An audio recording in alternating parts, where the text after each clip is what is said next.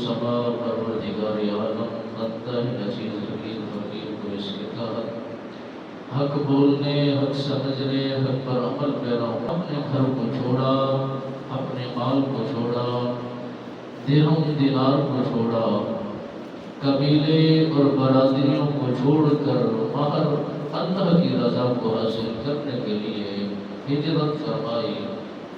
رب بے نیاز نے فرمایا ہم عزت دینے والے ہیں، شان و شوکت عطا فرمانے والے ہیں، ہم جانیں عطا کرنے والے ہیں، ہر چیز کو سمجھنے والے ہیں۔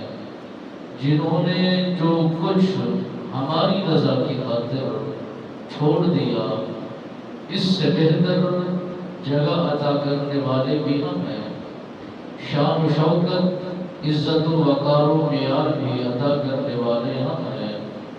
اور جنہوں نے تجارت ہم سے کی، ہم منافع بخش فائدہ انہیں کو دیتے ہیں، اور جو تعلق ہم سے جوڑتے ہیں اور ہم اس تعلق کو ہم نبھاتے ہیں، اور جن کا پیار ہم سے ہوتا ہے، کبھی کسی وقت کسی منظر پر ہم کسی صورت میں انہیں جدا نہیں کرتے، اور جو قربانیاں دیتے چلے آتے ہیں، ان کا نام 14ویں کے چاند کی طرح عیاں ہوتا ہے، روشن ہوتا ہے، چمکتا رہتا ہے۔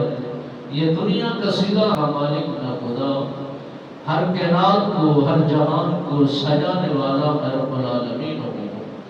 دنیا میں اتنا کچھ عطا کر دیتا ہوں جو ہماری مان لیتے ہیں اور ہم سے تعلق کو جوڑ لیتے ہیں۔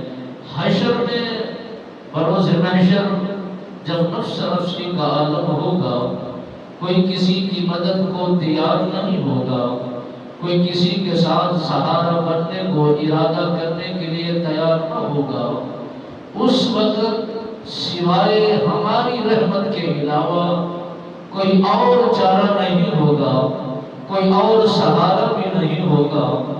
میرے خالق و مالک نے فرمایا بہتر وہی سمجھتے ہیں جو منافع بخش تجارت کرنے کا ارادہ رکھتے ہیں اور بہترین کامیابی کی منزلیں طے کرنے کا سوچ و وچار کر کے زندگی کو بسر کرتے ہیں۔ مالک بے نیاز نے فرمایا میں نے اپنے محبوب کو زمین کا حصہ، خطہ، سرحد اور بہترین قبائل اور بہترین عزتوں سے نوازا۔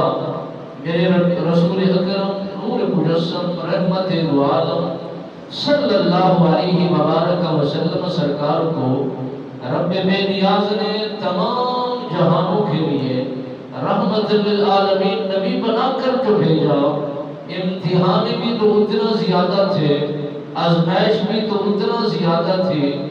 اللہ کی طرف سے عطا کردہ جو نعمتیں ہیں برسائی جا رہی ہیں، عطا کی جا رہی ہیں۔